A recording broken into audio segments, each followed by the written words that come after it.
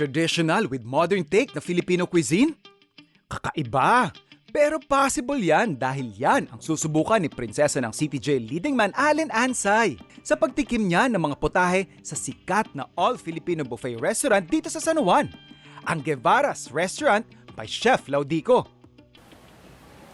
Hello sa inyo, food explorers! So ngayon nandito ako sa isang buffet kasi since nung nasa Bicol talaga ako, favorite talaga ng banding namin ng family namin is kumain sa buffet. So ngayon, andito ako para kumain ng mga napakasarap na buffet. Pero syempre, sisimulan natin yan dahil kasama natin ngayon ang isa sa mga owners ng Guevara's Restaurant, si Chef Jackie. Actually, what we are most proud of is we try to give better and more to our clients every year. Kasi talagang constant improvement siya. We always try to listen to our guests sa mga feedback. Kaya nang umpisa kami actually parang 2/3 lang siguro yung offerings namin. Ngayon, dumami siya. Kasi gusto namin na mas marami kaming mabibigay talaga sa client namin. So, mag-start ka na ng appetizers? Yes po. Okay, meron kami dyan yung mga salads. Tapos meron din kaming mga Filipino breads. Yan yung mga favorite din, yung mga neighborhood Filipino bakery. Yup. O, pizza. Ito kanina ko pa po ito, Chef, tinitingnan to eh. Parang medyo nahirapan nga ako pumili sa mga pizza. Ano po ba yung tingin nyo na perfect para sa akin siya? Either cheese pizza or carnivorous pizza. Yan yung meaty, may mga, ano siya, seafood, yan. Para mas maganda, try na natin lahat. No? Try ko na, Kaya Chef. naman Lahat eh. na po, para Oo. ano. Ayan, ito yung cheesy pizza. Carnivorous pizza. Okay. And seafood. Ayan. Okay. Meron din kaming mga Pinoy style maki, mga adobo maki, inasal maki, ganun siya. Ano po siya? Pinoy style? Oo, Pinoy style. Ito, gusto ko po itong itry. Pancit Canton. Yan, oo. Parin tayo yan. Parang handaan staple din yan. Di ba? Mga pansit. Dito naman tayo sa ating main course. Yan, Bicol Express. Ay, Bicol Kasi Express. taga-Bicol ka, di ba? Opo, kailangan natin matry ito. Tapos yung pinaka-bestseller, pinaka-favorite ng mga guests namin dito is of course our kare-kare. Yung kare-kare namin is the longest kare-kare to make. Hindi kami gumagamit ng peanut butter. Kami talaga yung gumigiling ng sarili naming nut. Talagang natural yung lasa niya. Yan. We also have mga seafood. Yan, halabos na hipon. Isa din yan sa mabenta dito sa buffet. And ito rin. Yan, bacon bagnet. Isa yan sa pinaka-favorite din ng mga guests namin. Sarap papakin. We also have, of course, lechon. Tapos roast beef. Meron din. Roast beef? Oo. Para gusto ko yung roast beef. Itry. Oo, sige. Yan. So, ang isa pang favorite dito, yung tapa. Naku, dapat talaga kasama ko dito si Sophie. Mga hilig din talaga ni Ayun, Sophie. Tapa. tapa. Kuha tayo niyan para masasarap. Ayan kayo, tapa. Kuha po tayo. So ayun na nga, recently medyo naging strict tayo sa diet. Kami ni Sophie, ay hindi, parang ako lang pala yun.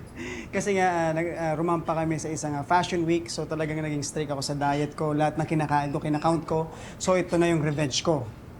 So ngayon, unahin na natin since lumaki ako sa Bicol and yung mama ko, every time na may fiesta sa amin, lagi siyang nagluluto ng kare-kare. It's buffet time!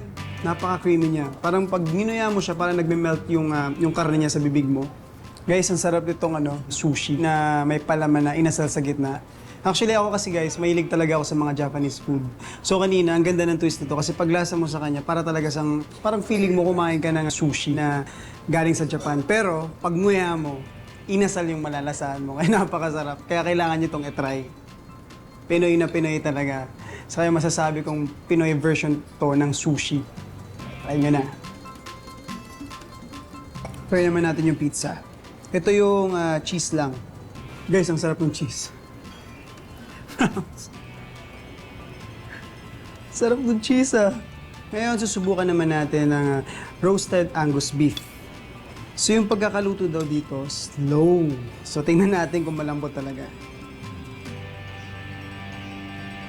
Harap! Guys, sobrang sarap din ako nakapagsalita. Dadalhin ko dito si Sophie kasi kumbaga, feeling ko pag kumakain ako, parang may kulang eh. Kasi kumbaga, since nandito ako sa Manila, banding talaga namin ni Sophie kumain sa mga buffet restaurant. Since hindi pa kami nakakain dito, dadalhin ko siya dito kung date, kumbaga. I think yung favorite nila na experience is yung gathering nila sa family, yung nostalgia. A lot of people like go here and celebrate special occasions or parang special reunions, not in a particular cuisine, not in a particular food, but it's also about the memories they create sa lugar na to. Isang malalang throwback ang mangyayari ngayon, Food Explorers. Dahil isang hamon ang ibibigay sa akin ng isa sa mga naging mentor ko sa kusina. Ano kayang hamon ang ibibigay sa akin ni Chef Laudico? Okay, dito tayo ngayon sa restaurant ko, Chef Laudico Guevaras. Nandito ako ngayon dahil etong si JR, siguro kilala niyo kung sino yun, makulit yun eh. Tinawagan ako, like kanina lang. Sabi sa akin, Chef, kailangan ko i-kitchen raid yung lugar nyo. Sabi ko, ano ba yung kitchen raid na yun? Basta punta ako sa kitchen nyo, titinaw ko yung mga ingredients meron kayo, tapos kukunin ko yung ingredients, magluluto tayo. Sabi ko, teka, hindi ka pwede mag-raid. Kasi, ayan, ito na siya. Chef, andun ako sa kusina eh. Yun na nga, sabi ko, in 30 minutes, kaya nga, magsaserve na kami ng 200 packs. Oo. Kaya ang ginawa ko, sabi ko kay JR, bro, gato na lang. Ako na lang mamimili ng ingredients para sa'yo. Kung ano man yan, ikaw na bahala dumiskarte. Alam mo naman siguro kung ano to. Ay, yes sir. Pinitas lang, eto sa tabi-tabi lang, may garden kami sa likod eh. Saktong-sakto sa farm to So, table yan. malunggay. Oh, di ba? Kailangan magulay tayo. Ang naisip ko kasi, Chef, I would prepare something for you Oh. na pwede nating Tsaka to, favorite ko kasi to eh. ubod. Ubod. Kailangan kasama to sa ingredients. Ayan yung kwan, yan yung must have. Eh, paborito ko, hipon. So, meron tayong hipon. Hipon, alright. Tanda ko dati, para pasigatan kayong mga hurado, lalong-lalo ka na, gusto ninyo yung from scratch. Knowing your expectations, Oh. I'm thinking of preparing something that we can share over a cold one, over a cold bottle. Oh, ano ba gusto mo inumin? Ayun! Depende eh. Depende kung anong lulutuyo, isipin ko kung anong babagay. Okay. So, nakita ko, nagpapakulo ka ng tubig. Yeah, Chef. Ito, seryoso to. When I say na I got this from you, Oo. making everything from scratch. Ibig sabihin, Oo. you create the flavors from scratch. Okay. Karugtong kasi nun is not wasting anything. Tama. Bago pa mapunta kung saan-saan ang usapan namin ni Chef Lau, simulan na natin ang pagluluto.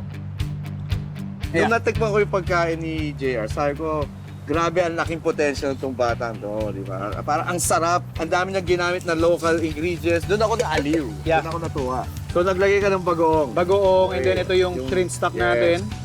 Wow.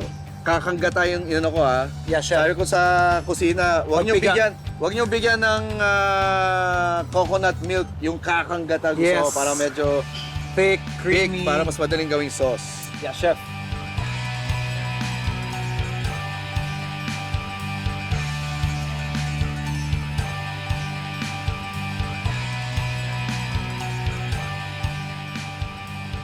Yan o, yan yung mga times na namimiss ko, yung dadaan ka sa station ko dati, titikim ka ng ginagawa ko. Titingin pa ko sa'yo. Oo. Tapos yung malalaking subo. Yan. Mismo. Pasok ako.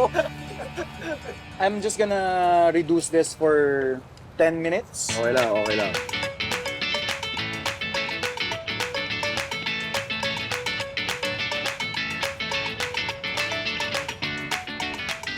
Matapos ang mahaba-habang lutuan at kwentuhan, tapos na ang inihanda nating putahe gamit ang mga ingredients na ibinigay ni Chef Laudico.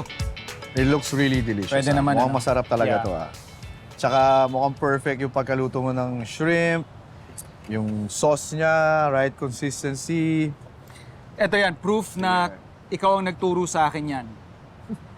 Nung first dish... Parang sinasabi mo, parang inuunahan mo na ako na ako nagturo to, kailangan masarap to. Hindi, yung attention to detail. Yes. First dish na pinatikim ko sa'yo, I remember it vividly. Salmon dish Yon, naalala ko. na may kamoteng... Exactly, oo. Kamote mash. Tama. Alam mo kung bakit ka napa-elibs nun? Because the salmon was cooked perfectly. Yes. Ano siya? Hindi siya rare, hindi siya medium well. Yes. Perfect yung pagkaluto. Kaya doon ko sinabi, ito na yung magiging master chef. Yeah.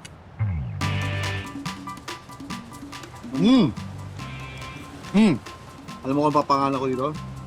The JR Express. The JR Express. Pwede? Pwede yun. Di ba?